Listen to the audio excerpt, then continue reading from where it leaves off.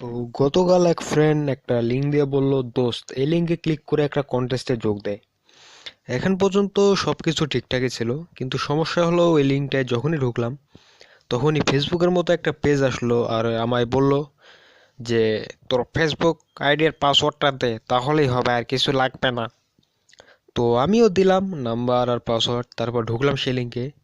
যদিও সেই লিঙ্কটা পুরো ফাঁকা ছিল, কিছুই হচ্ছিল না।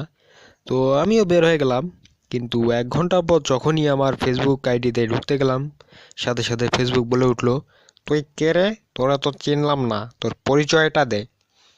তো আমি ভাবলাম ফেসবুক হয়তো সস্তা নেশা করছে তাই এমন করছে, কিন্তু বারবার ট্রাই মারার পর যখন দেখলাম কোনো কাজ হচ্ছে না, তখন মনে পড়লো সেই লিঙ্কটার কথা।